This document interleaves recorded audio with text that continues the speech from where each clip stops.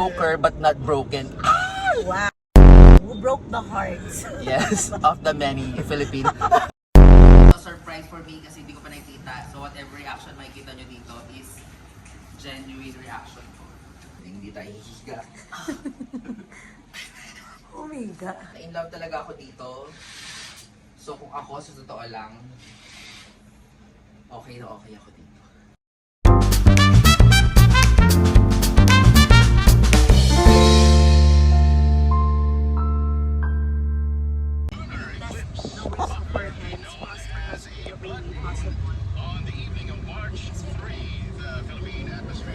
Ano ba yan? Bakit mo ako pinag... Bakit mo ako Hindi ka lang nandito ka lang oh. Ayan.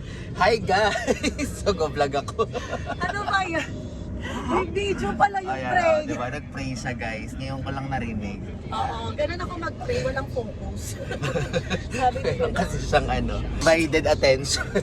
Eh, magulo ang prayer mo. Magulo din ang Hi guys! Welcome back to my channel. Iba naman muna ngayon guys. Kasama ko ngayon ayaw ko naman talaga silang kasama pero magagawa ba tayo, di ba? Kasama ko na sila. So, ayan, ang driver, si Master Robbie. The broker. The broker. The broker but not broken. Wow. Wow. Who broke the hearts? Yes, of the many Filipino. And sa Revolution. And syempre, sa likod natin, ayan, pa Disney Princess. Ayan. Ang original bebot. Yes, na lagi may dalang food. Kaya lang naman namin siya gustong kasama kasi lagi siya may food. Pero yung personality niya hindi namin talaga gusto. Ayan, user lang kasi kami dito. Ayan, si Elms! Yes, yung nag-pray kanina. Na naguluhan, medyo naguluhan si Lord sa ginawa. Lapit ka na mag-amen. Amen. So guys, ang first namin pupuntahan, ano ba first natin pupuntahan? Easton Park. Easton Park sa Binangonan. Yan, on our way to Easton Park, Binangonan. Ang ganda ng project na yon. Super. Actually, sabi ko sa sarili ko, ikaw din, parang nagustuhan mo rin yan. Yun yung bahay na gusto namin bilhin. Naka-LL kami. Oo. Inaagad. Parang nakakaluwag-luwag sa buhay yung mga nakatira. Yung pala yun. Nagustuhan ko yun. Oo. Pag nabili ko yun, magpapapunta ko ng friends ko every night. Ako hindi, susuluhin ko. Selfish. Kung gusto nyong bumili, di... Usap tayo. Usap tayo. Ayan, so may sarili silang, may mga ano rin sila, mga property specialist din. Tapos siya yung broker namin, / driver. Yung broker, ginawang driver. Tapos minsan pa bumababa kami ng kotse, bigla na lang kaming aalis ni Ems, tapos isasara yung pinto na parang driver talaga namin siya. Wala siya nagagawa, di ba? Sa ibang tao, parang si Sir Romy yan. Di ba? Pero sa amin siya lang si Manong Romy. Manong, pakibuksan ang car.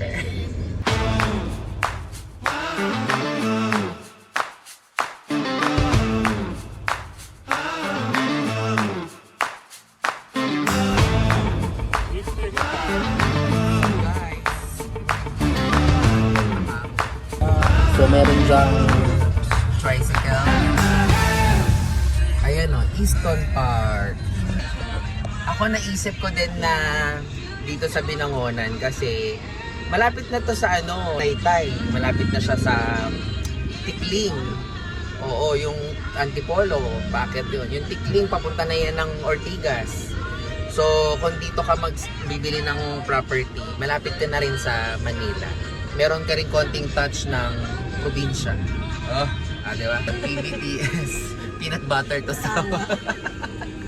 Hindi, ano nga tayo? Anong totoo niya? Philippine Best Philippine Best... TS, Technological System ata. Oh, okay. So, merong college dito, guys.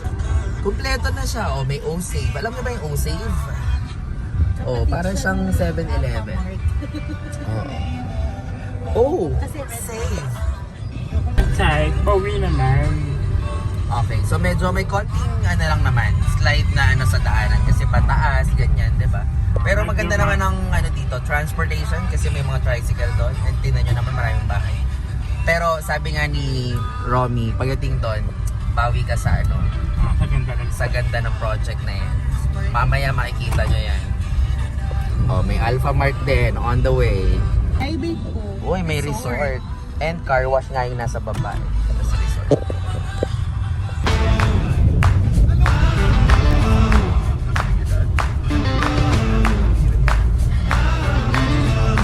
Welcome, please come back.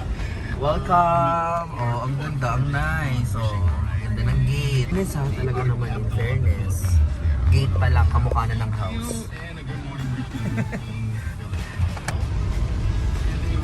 Fairness, ayun na siya.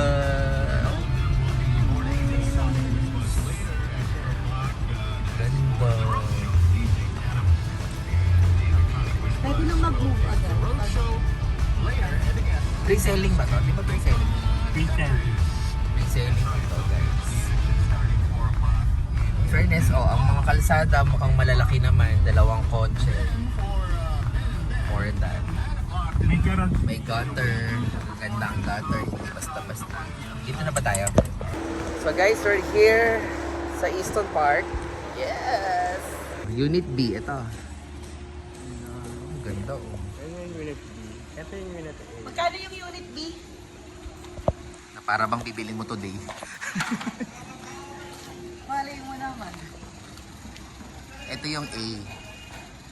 Ah, ito kasi ano siya, parang isang buo na gano'n, no? Ito kasi parang yun yung pagkakaiba. Parang mas malaki to, Romy, no? Unit A, 2-car garage. 2-car garage. Yes. Unit B, 1-car garage.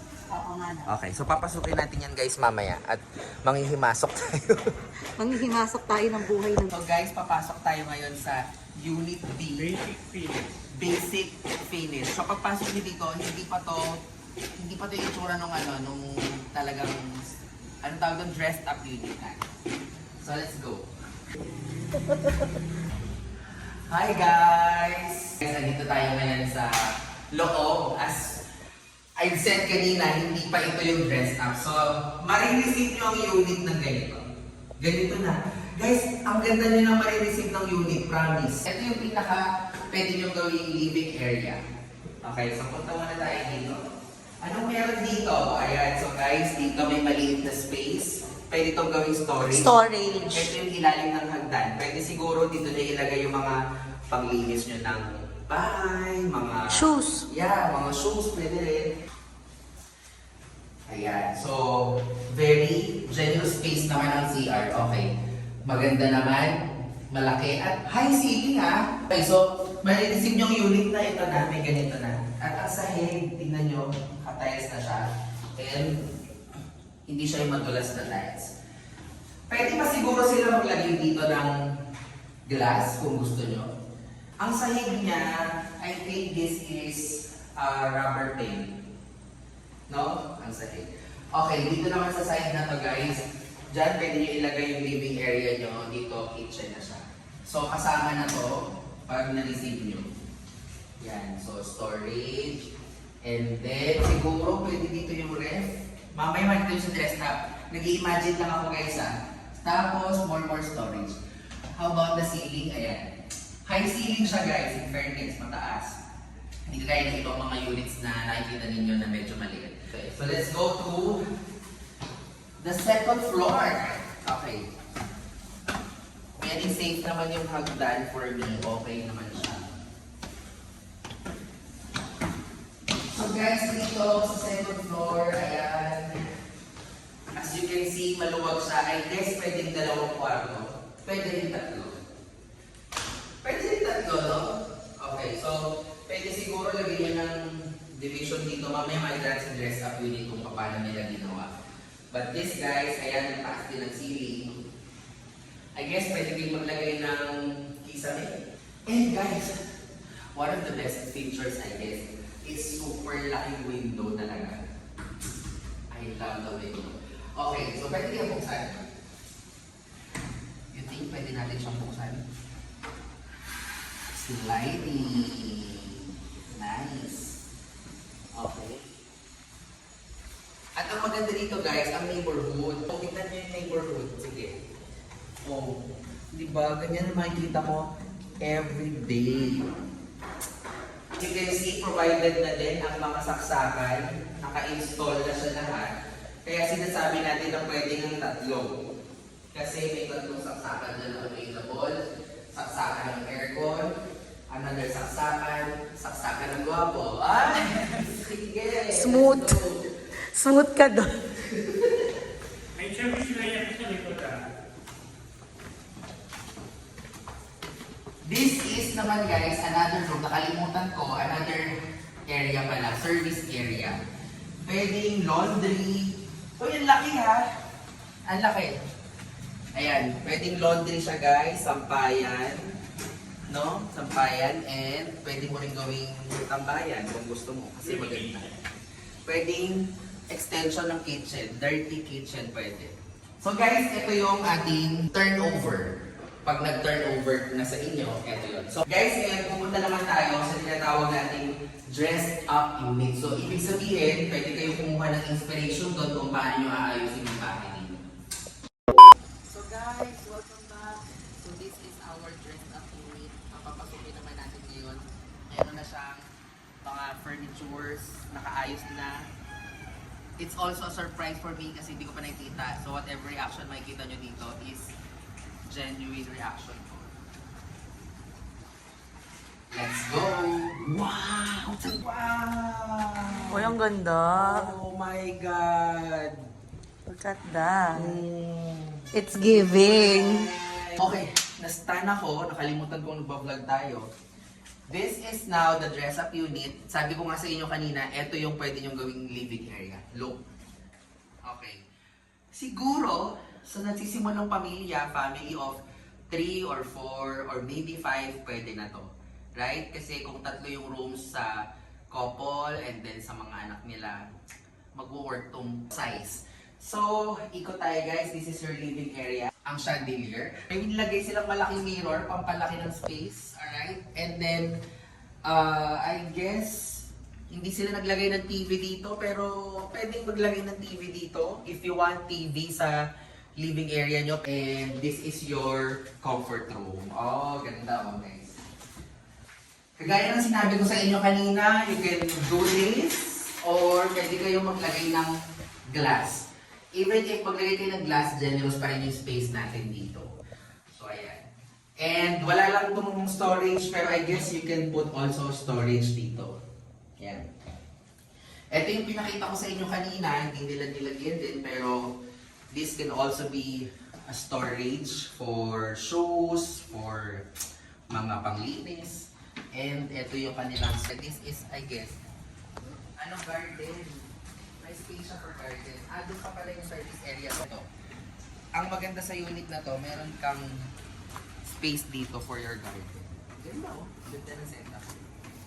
Maybe you can put patio dito, di ba? And unit. Ayan.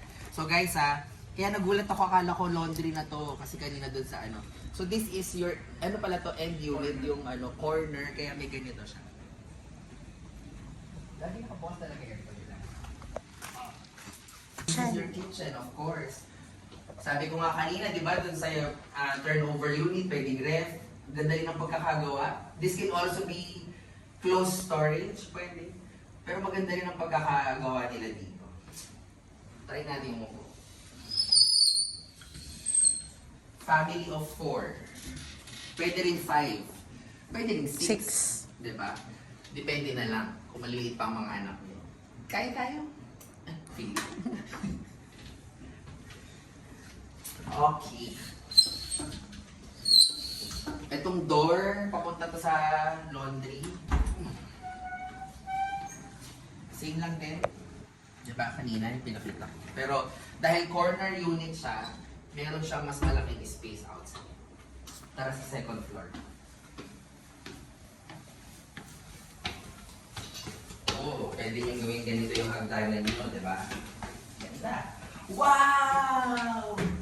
So this is the design pala na pwede yung gawin. Super nice. Mamaya na yan. Pakita ko sa inyo yan later. Dito muna tayo sa mga maliliit na rooms. Uy, Ronnie. Oh. So kung meron kayong anak, dalawa, ito, ang cute ng room na to for your baby. Actually, siguro kahit teenager, pwede na rin dito. Diba? So nice. Ganda. Ganda. Let's show naman the second room. Ito naman, pang lalaki. Oh. Ganda. Ganda ng pagkakagawa. And of course, the master bedroom. Let's go in. Good. Nice. Kaya nga sabi ko sa inyo kanina, this can be a 2-bedroom. This can also be 3. Yan, nakita nyo to, ginawa niyang 3-bedroom. Diba? Yung mga storage dito. Ganda. And of course, guys, hindi pwedeng hindi tayo hihiga. Umiga. And ito yung maganda dito. I really love the windows. So much natural light coming in your room. Diba? Super daming natural light niya.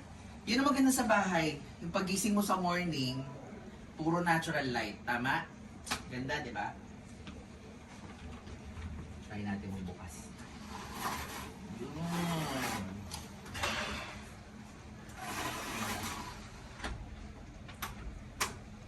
Na-in love talaga ako dito. So kung ako, sa totoo lang, okay na okay ako dito. So that's it guys for your Unit B. I-cut ko muna to, ipapart to ko ang Unit A. I hope you enjoyed the vlog today sa aking napakagandang bahay. Okay, so kung if you're a family of 3, 4, even 5, 3 children, couple, pwedeng-pwede nyo na itong pagsimulan itong Easton Park. And also, nakita nyo naman sa intro kanina, malapit kayo sa city, malapit din kayo sa probinsya. So both world, meron kayong feel dito, di ba?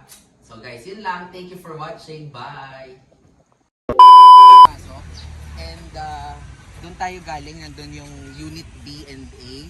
This side, ito yung amenities. Ano mga magkakaroon sa amenities natin? Clubhouse with swimming pool, basketball court with golf course. Ay, hindi, walang ganon. Shala. So, ito yung amenities, guys. Overlooking sa Laguna, di ba? And ito, may clubhouse, function rooms, gated community. Hindi nakita naman yung gate, yung ganda ng gate nila. Landscape design, swimming pool, open lawn, playground, picnic area, gym, viewing deck, bike path. Oh, nice. And basketball court.